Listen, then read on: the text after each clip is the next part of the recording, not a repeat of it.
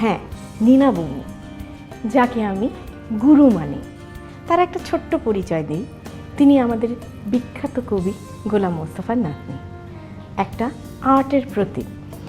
ওনার যেই রান্নাটাই আমি খাই তার মধ্যে যেন একটা বিশেষত্ব থাকে, একটা শিল্প থাকে।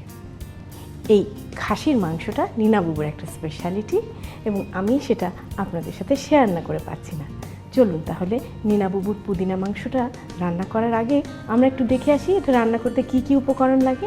নীনা বুবুর পুদিনা মাংস তৈরি করতে আমাদের যা যা লাগবে: খাসির মাংস 1 কেজি, টক দই আধা কাপ, পুদিনা পাতা বাটা 1 কাপের 3 ভাগের 1 ভাগ, সরিষার তেল 1 কাপের 4 ভাগের 3 ভাগ, পেঁয়াজ কুচি 1 কাপ, আদা বাটা 1 টেবিল চামচ, রসুন বাটা আধা টেবিল চামচ, মরিচ বাটা 2 টেবিল চামচ, জিরা বাটা 2 চা চামচ, কাঁচা মরিচ 8-10টি, দারচিনি 2টি, এলাচ 4টি, তেজপাতা 4-5টি, লেবুর রস 2 টেবিল চামচ, চিনি 1 চা চামচ এবং লবণ স্বাদমতো।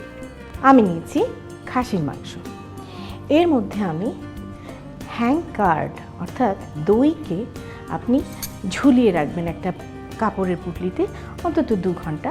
এটার এক্সট্রা পানিটা ঝরে গেলে এটা বেশ ক্রিমি একটা এফেক্ট আনবে। এছাড়া আমি দেব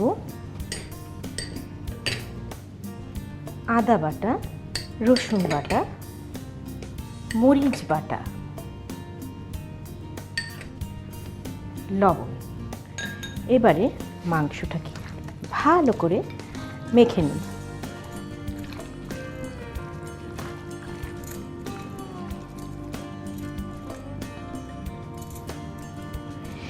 এভাবে মাংসটাকে মেখে আমি 2 ঘন্টা রেখে দেব। তাহলে প্রিয় দর্শক, চলুন আমরা 2 ঘন্টা পর আবার ফিরে আসছি। প্রিয় দর্শক, আমাদের 2 ঘন্টা হয়ে গেল, আমাদের মাংস ম্যারিনেট হয়ে গেছে। এখন চলুন আমরা রান্না শুরু করব। এই বিশেষ খাসির মাংসটাতে আমরা ব্যবহার করব সরষের তেল।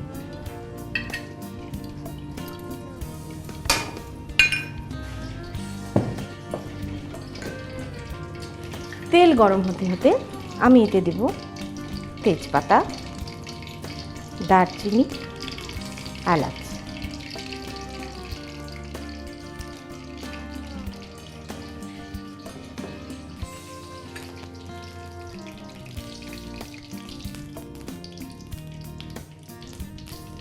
এবার এতে পেঁয়াজ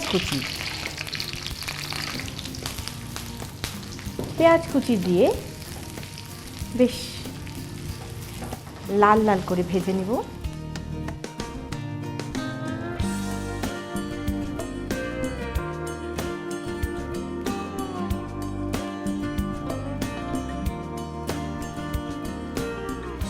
আমাদের পেঁয়াজ লাল হয়ে এসছে।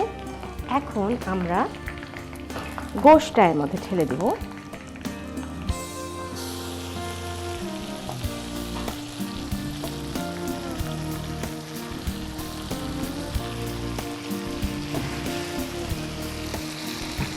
জালটা একটু কমিয়ে দিলাম। এই রান্নার বিশেষ বৈশিষ্ট্য হচ্ছে স্লো হিটে রান্না করা। পানি না দেয়াই ভালো। খাসির মাংস থেকে যেই পানি বের হবে সেই পানিতে এটা রান্না করা হবে, এবং ধিমে আঁচে রান্না করলে অবশ্যই আপনার মাংস সুসিদ্ধ হবে।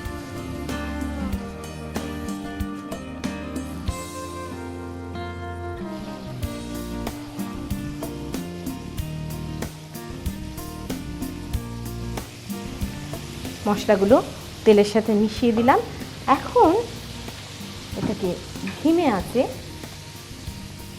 ঢেকে দেব এবং ঘন্টা 2 এটাকে সেদ্ধ হতে দিব। মাঝে মাঝে তুলে তুলে একটু নাড়তে হবে, তবে আঁচটা একেবারে ধিমা থাকলে না পোড়ার সম্ভাবনা। চলুন তাহলে আমরা 2 ঘন্টা পর আবার ফিরে আসি।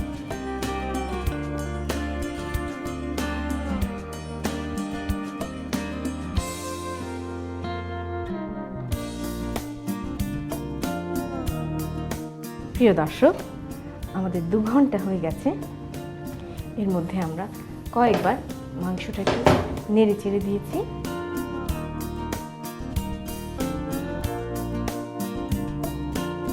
প্রায় 3/4 সেদ্ধ হয়ে গেছে। এই পর্যায়ে আমি এতে দেব একটু জিরা,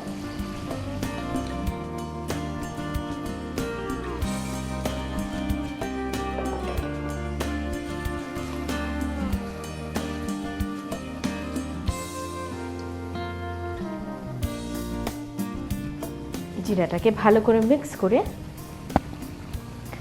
আবার জালটা কমিয়ে আমরা আরও 15 মিনিট রাখবো। চলুন তাহলে 15 মিনিট পর আবার ঘুরে আসি। হয়ে গেল 15 মিনিট। জিরার ফ্লেভারটা মাংসটা পুরো অ্যাবজর্ব করে নিয়েছে। এখন আমরা দেব সেই বিশেষ মাত্রাটা, পুদিনা বাটা এবং টমেটো কেচাপ। এই দুটোর খুব ভালো কম্বিনেশন হয়। সেই সাথে সামান্য একটু চিনি আর দেব কয়েকটা কাঁচামরিচ।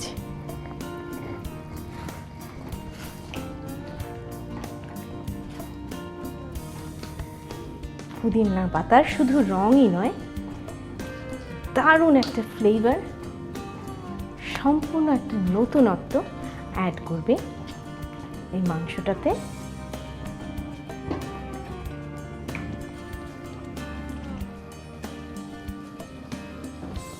এখন এটাকে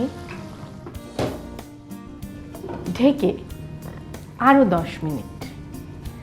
তাহলে চলুন আমরা 10 মিনিট পর আবার ফিরে আসছি।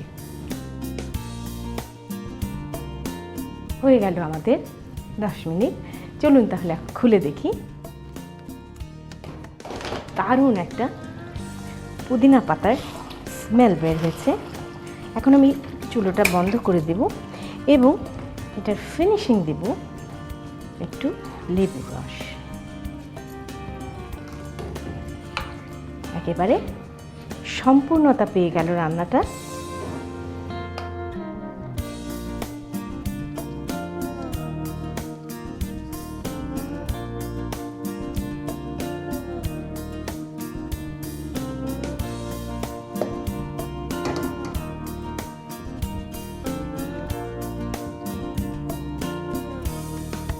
তৈরি হয়ে গেল নীনা বুবুর স্পেশাল পুদিনা মাংস।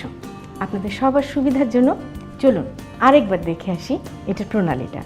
প্রথমে একটি পাত্রে মাংস নিয়ে এর মধ্যে একে একে দই, আদা বাটা, রসুন বাটা, মরিচ বাটা এবং লবণ দিয়ে ভালো করে মেখে 2 ঘন্টার জন্য রেখে দিন। 2 ঘন্টা পর কড়াইয়ে সরিষার তেল গরম করে এর মধ্যে একে একে তেজপাতা, দারচিনি, এলাচ ও পেঁয়াজ কুচি নিয়ে ভাজতে থাকুন।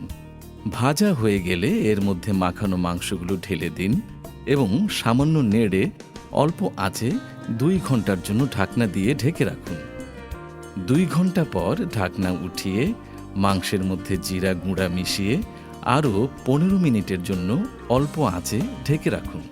15 মিনিট পর এর মধ্যে পুদিনা পাতা বাটা, টমেটো কেচাপ, চিনি ও কাঁচা মরিচ দিয়ে সামান্য নেড়ে আবারও 10 মিনিটের জন্য ঢেকে রাখুন।